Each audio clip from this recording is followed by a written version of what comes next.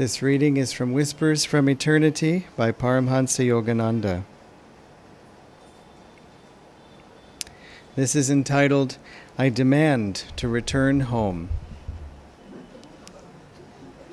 If you were praying this earlier, it worked.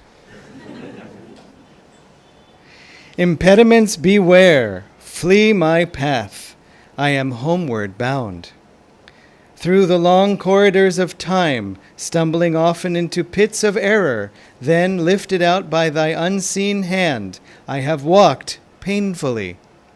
Discouraging darkness, barbed wire fences of habit, stony embankments of indolence, mountains of indifference, oceans of unfaithfulness, sirens of sense-longing may stand even now in my path, as if to prevent my onward march to thy palace. But 1,000,000 kingdoms and sextillions of years of unblemished worldly happiness will never tempt me to turn away from thee again. It really is such a joy. We'll probably be saying that for some number of weeks, months, years. Such a joy to be back together. And it's a joy for us to see all of you. It's a joy for us to see each of you also. And for those of you online, thank you for being here too. And we look forward to seeing you as well. It's also such a joy for us to look out, and whereas this view from your perspective may look a little bit similar, it is very different from our view. Speaking to a beautiful empty temple and hearing one's voice just echo back, it's just, of course, everyone, through Zoom, we were connected. So I'm very grateful for that. But gosh, isn't it nice to not just be together physically, but also to have that feeling of vibration. Hi, Bhuvaneshwari. Hi, Jagadeshwari. Hi, hello. So, this is we were sort of joking that how will we explain to people, because it's been so long since we've ever been able to get together, how will we be able to explain what it is to come to satsang? So we were saying we could call it Zoom 3D. But of course, it's fun to think of this getting to meet finally in 3D, but it's actually more than 3 dimensions, because there is an exchange, a magnetic exchange. This is one of the topics that we're talking about today. We sort of put the weekly topic aside in order to talk about spiritual community for obvious reasons. But also, of course, Zoom and connecting online kept our spiritual community together, kept us all together. Also brought a whole new collection of members of the family into the community who were waiting in the wings, and then it was their time to join. And yet, here we are. So just to finish that thought, to have that connection, that magnetic exchange, that vibrational strength. We had a level 4 part 1 class, a Kriya preparation class yesterday, and it was wonderful to see the students who are preparing for Kriya initiation getting to meet each other, getting to meet in person, but also a number of them shared afterwards, I could really feel the vibration of the temple. And that is, we attune ourselves on our own. And we have had to attune ourselves on our own for the past 2 years. But, and that work we always have to do. COVID, no COVID, we have our own responsibility to offer ourselves to God. Master can make the meal for us, he can feed us, he can even put the food in our mouths, but he won't chew it for us. So all that he's given us to do, we still have to do. That's our part. Why? Because it's our responsibility, because it's our job, because we have to pull our weight, because it's, if you want to think of it in terms of karma, because it's our bill to pay, our debt to clear. No. All those things are sort of true in a vague way, but not really true. The real work that we have to do is simply to open to his help.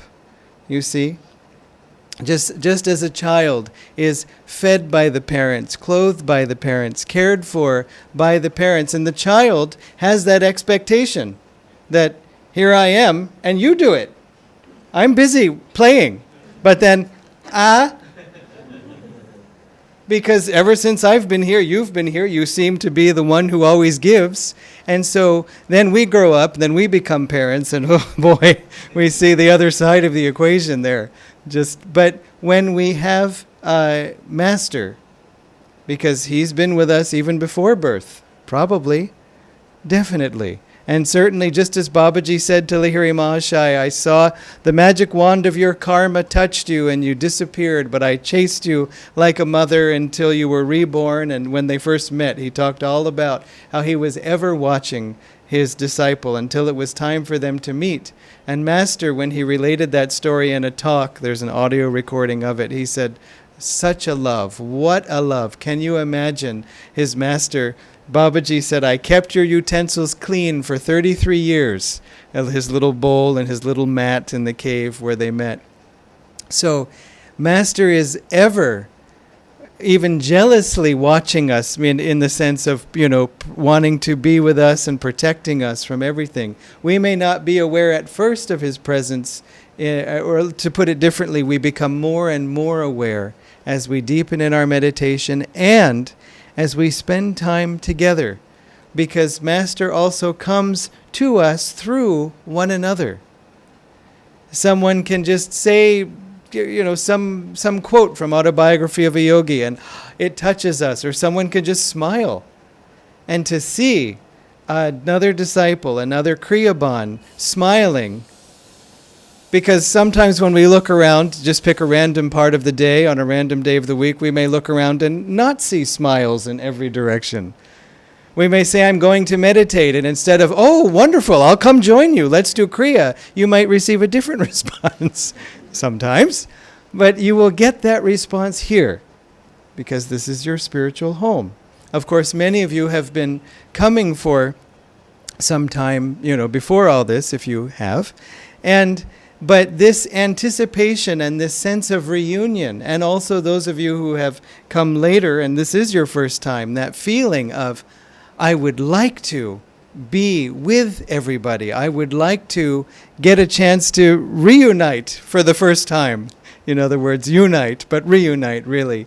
That feeling is very helpful, I was thinking, because we have an odd opportunity, a unique opportunity, I should say, because this is probably what it feels like in the astral world when we all get back together. I'm not suggesting anytime soon, but just to say that we suddenly are connected with those who have gone before us, and we're connected with, it's been poignant for us because, as you all know, Nayaswami Anandi left her body I guess it's now a few months ago, and Nayaswami Seva before her, and we had known them as long as we'd ever been at Ananda, because they came well before.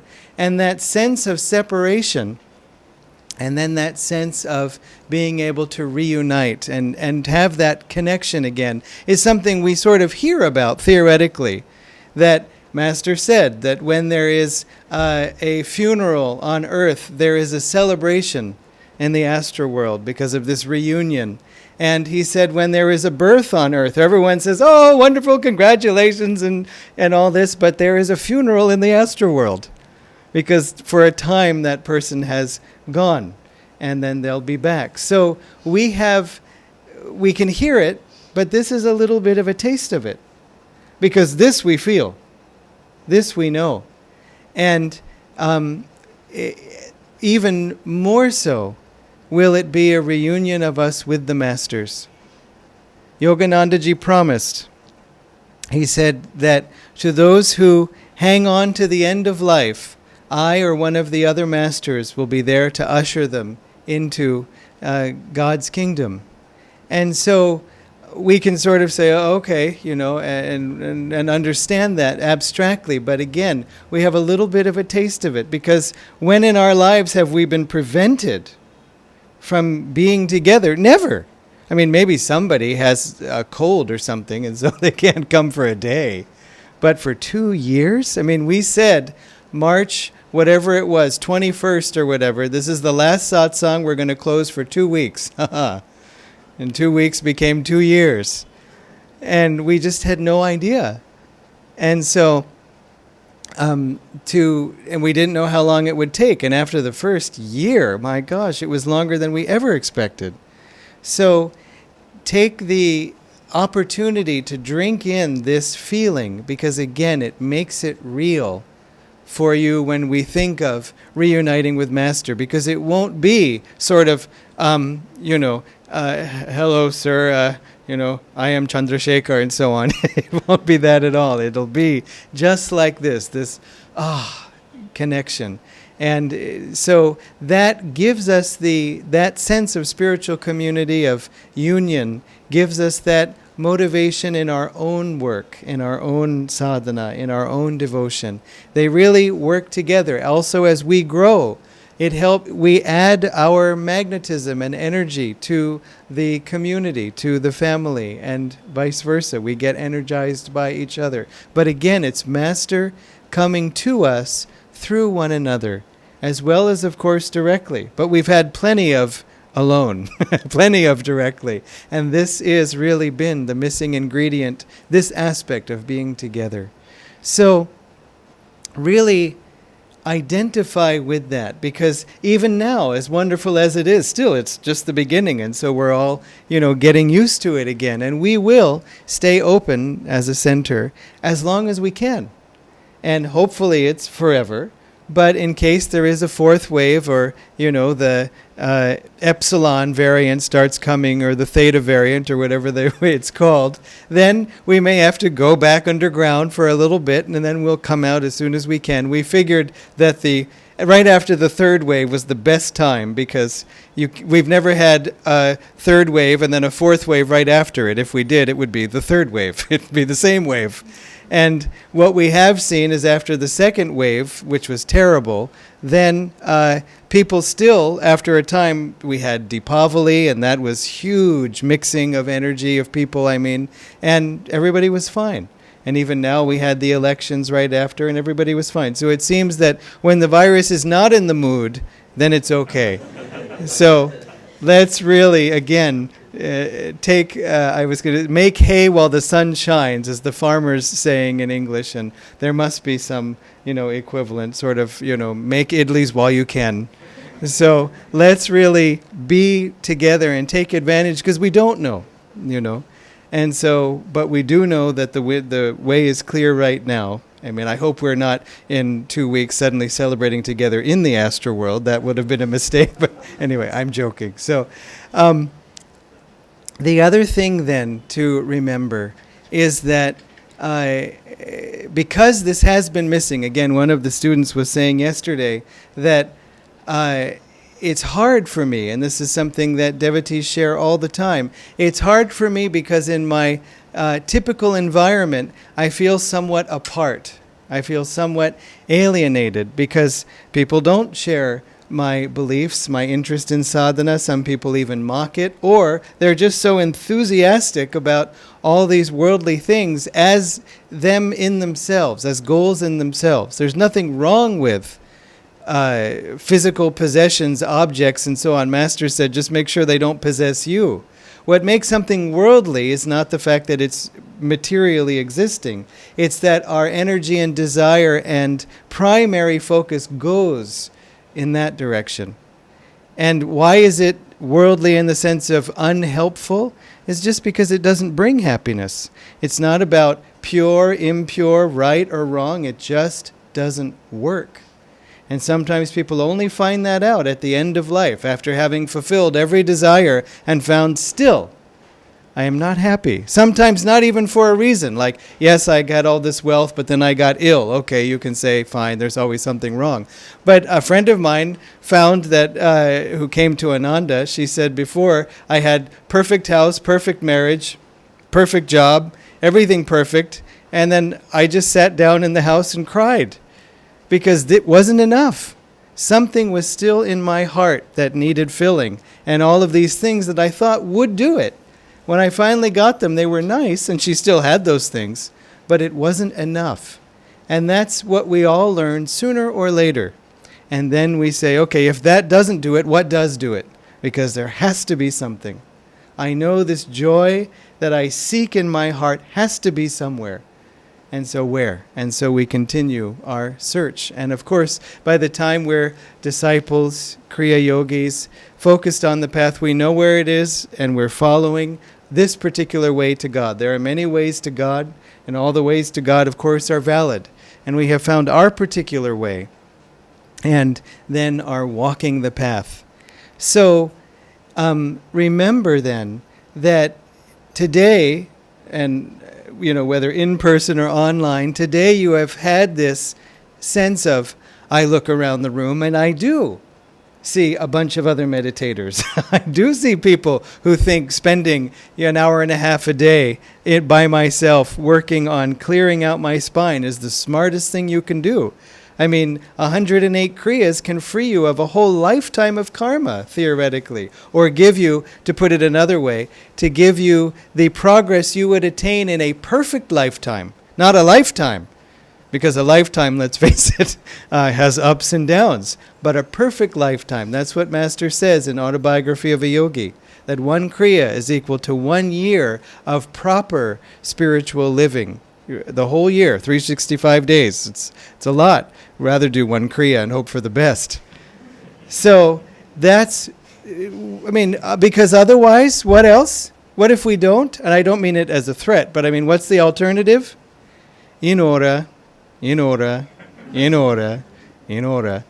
I didn't get to finish my thought from yesterday, which won't matter to you because you didn't hear the beginning of the thought, but actually it's an important thought. So for those of you who were here yesterday, and for everyone else, this in aura brings up the thought of reincarnation. And I had grown up without the thought of reincarnation, and so I thought, seems like a pretty good deal, because the alternative is one life, and if you don't make it, that's it.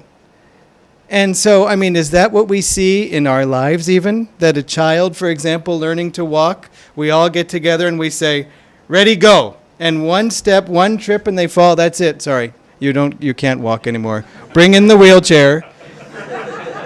No. Many chances. You can't learn something right the first time, you can fix it. All kinds of opportunities are there. And let us remember that too when we make mistakes and we feel, oh gosh, I'm such a horrible... No. It is called learning. Sometimes the great pain of having made a mistake, hurt someone's feelings, unintentionally, or done something wrong, that helps us to resolve, okay, I've seen it, I won't do it again. And if we do it again, let it build our resolve to say, I haven't yet succeeded, I want to succeed, I don't want to do this, and again, use it rather than just heap blame upon ourselves. It's useless. But this sense of multiple tries, I thought, oh, how nice God is, that He gives us so many chances. And I think that's true on one level. So I was shocked to read in Master's writings that reincarnation, he said, is, well, first of all, everything is God. We take a moment for Vedanta. Everything is God. Yes, okay, fine. Maya, too, is a creation of God's, even though, from our point of view, Maya is not our favorite creation of God's. It is our hated creation. But Master said that reincarnation is created by Maya, created by the devil, created by delusion, to tempt us to come back. That if we have our life and something goes wrong, and Maya says, try again, and this time you'll get it right. We say, yeah, so everything worked out, except I just, really wanted to have that one position so I could put it on LinkedIn and everyone could see it. So next time I will get that promotion. And so it goes. So when in this life we find something just sticks in my craw, I wish that I'd had that kind of family growing up, or I wish that this hadn't happened, or I really want that and I may not get it, but remember, that's the little thing dangling, saying, come again, try again, and just say, Vandam, and just say, God, when I have you, I'll get all these things too. Seek ye first the kingdom of God, and all these things shall be added unto you. And so remember also my closing thought. The world is having a lot of problems. I don't know if you've noticed lately, but it's really going through a hard time. And interestingly, someone shared some astrological aspects with us of what's going on right now. And sometimes it's fun to kind of see, well, everything is in chaos. I wonder if there's something we can blame it on.